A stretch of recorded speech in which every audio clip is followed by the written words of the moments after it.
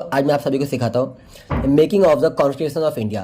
तो कॉन्स्टिट्यूशन कैसे बना, कब कब क्या क्या हुआ, मैं आप सभी को ये पूरा इसमें कंप्लीट बताने वाला हूँ। तो उसके लिए आप लोग देखते रहिए। सबसे पहले हम देखते हैं कैबिनेट मिशन। तो कैबिनेट मिशन कब हम होता है, हमारा फर्स्ट टाइम, जो फर्स्ट टाइम ऐसा हुआ कि चलो अब हम लोग कॉन्स्टिट्यूशन बनाएंगे। तो उसके लिए जो पहला मीटिंग हुआ, उस मीटिंग का नाम पड़ा कैबिनेट मिशन। तो कैबिनेट मिशन कब हुआ? 1946। और उस वक्त भारत देश के जो वाइस रॉय थे वो कौन थे? Lord Wavell. कौन थे वो? लॉर्ड वेवेल उस वक्त भारत देश के वाइस रॉय थे। अब क्या हुआ, सर की तरफ से थ्री पीपल्स थे कि जिन्होंने इस कैबिनेट मिशन को पूरा इनको स्टैब्लिशमेंट किया। और जैसे शॉर्ट फॉर्म में इनका नाम दे सकते हैं इस्पा। इस पर जैसे फॉर्म में मैंने जानबूझ के मैंने ऐसा शॉर्ट फॉर्म दिया कि नाम एक नाम है स्टैफर्ड क्रिप्स, एक नाम है पैट्रिक लॉरेंस और एक नाम है एवी अलेक्जेंडर। ये तीन ऑफिसर थे। जैसे सभी को पता है दोस्तों, आप लोगों को ये क्रिप्स नेम से याद आता होगा कि एक क्रिप्स मिशन भी हुआ था। क्रिप्स मिशन भी हुआ था। तो वे वही क्रिप्स है, स्टैफर्ड क्रिप्स, और एक है पैट्रिक लॉरेंस और एक आते हैं एवी अलेक्जेंडर। तो ये इंग्लिश नेम है दोस्तों, इतना जल्दी तो हमें याद होगा नहीं, इसलिए शॉर्ट फॉर्म में मैंने बोला SPA। अब देखते हैं हम लोग कॉन्स्टिट्यूशन असेंबली। क्या देखेंगे अभी हम लोग? Constitution assembly. अब असेंबली फर्स्ट टाइम, जैसे अभी एक कैबिनेट मिशन हुआ, यानी कि ये तो एक मीटिंग हुआ। अब हमारा कॉन्स्टिट्यूशनल असेंबली यानी कि संविधान सभा। असेंबली मतलब क्या होता है? सभा। और कॉन्स्टिट्यूशन यानी क्या? संविधान। तो संविधान सभा ये पहली बार कब फॉर्म हुआ, कब बना? तो constitution assembly was form in November 1946। कभी फॉर्म किया गया कॉन्स्टिट्यूशन असेंबली यानी कि संविधान सभा का गठन कभी किया गया? नवंबर 1946 को किया गया। अभी यानी कि इसका काम क्या है? कॉन्स्टिट्यूशन असेंबली का काम क्या होता है? तो मेन काम इनका होता है टू फ्रेम इंडियन कॉन्स्टिट्यूशन। क्या काम है इनका? भारत देश का जो संविधान था उस संविधान को बनाने का काम क्या था? काम किसको था? कॉन्स्टिट्यूशन असेंबली को था। तो टू फ्रेम इंडियन कॉन्स्टिट्यूशन। अभी इंडियन कॉन्स्टिट्यूशन में पहली मीटिंग कब रखी गई? तो पहली मीटिंग होती है, फर्स्ट मीटिंग होती है 9 दिसंबर 1946। और उस वक्त हमारे कॉन्स्टिट्यूशन असेंबली के हेड कौन थे? तो हेड थे सच्चिदानंद सिन्हा। उस वक्त हमारे कॉन्स्टिट्यूशन असेंबली के हेड कौन थे? सच्चिदानंद सिन्हा। ऐसे तो देखा जाए डॉक्टर राजेंद्र प्रसाद थे हमारे पहले प्रेसिडेंट और पहले अध्यक्ष, तो वही थे। बट जिस वक्त जब 9 दिसंबर 1946 को जब पहली मीटिंग रखी गई तो उस वक्त तक कुछ कंफर्म नहीं था कि किसको बनाए हम हेड।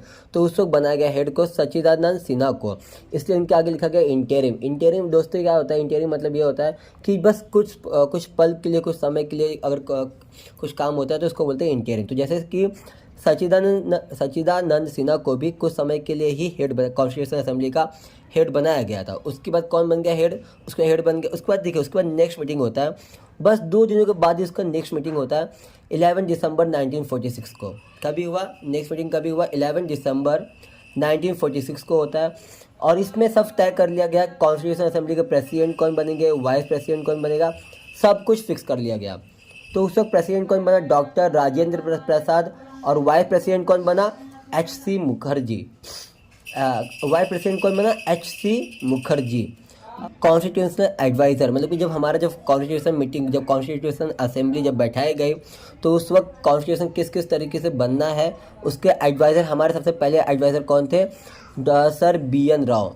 जब 11 दिसंबर 1946 में कॉन्स्टिट्यूशन बनाना किस तरीके से, उसके जो एडवाइज़र थे वो थे सर BN राव थे।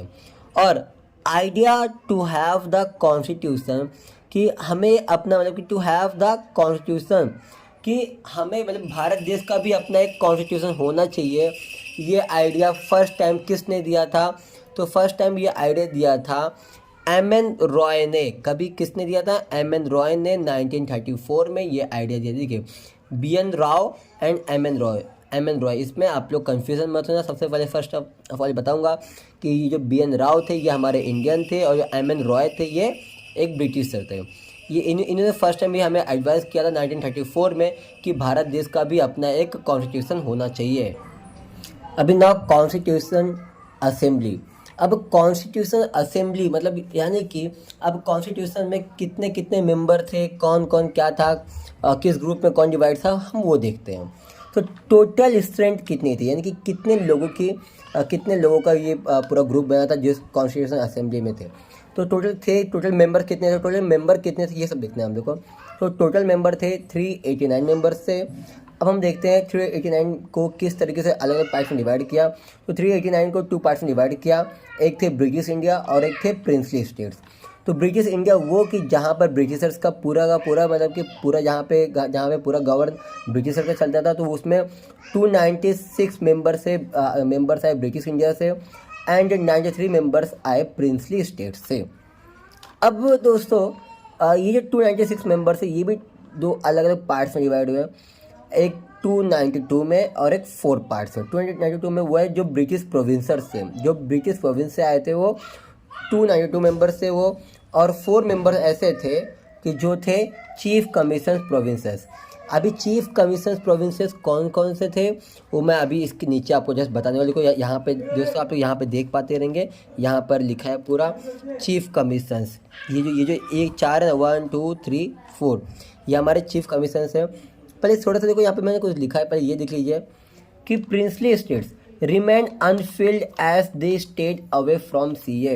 यानी कि ये जो 93 जो मेंबर्स थे प्रिंसली स्टेट्स के, ये सीट हमेशा ज़्यादातर खाली देखने मिलता था क्योंकि वो इंडियंस थे, उन्हें कॉन्स्टिट्यूशन से कुछ मतलब ही नहीं था।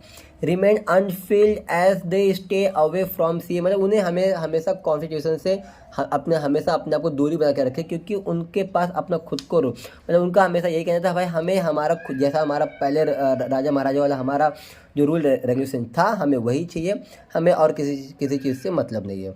इसलिए ये अपने आप को हमेशा दूर रखते थे कॉन्स्टिट्यूशन असेंबली से, बट वो भी एक मेंबर बने रहे। अभी चीफ कमिश्नर्स कौन से थे? दिल्ली, अजमेर मरवाड़ा, कौर्ग और ब्रिटिश बलूचिस्तान। ये उस वक्त ये 4 थे हमारे पास चीफ कमिश्नर प्रोविंसेस थे उस वक्त। तो दोस्तों अगर आप लोगों को वीडियो अच्छा लगा हो तो प्लीज़ लाइक शेयर सब्सक्राइब जरूर करना। आगे मैं आप लोगों को नेक्स्ट पार्ट में और आगे इसके कंटिन्यू इसके आगे का वीडियो लेके आना, क्योंकि दोस्तों अगर पूरा वीडियो एक साथ बना दो तो काफ़ी बड़ा वीडियो बन जाएगा, इसलिए मैं आप लोगों को स्मॉल पार्ट्स में करके पूरा बता रहा हूँ।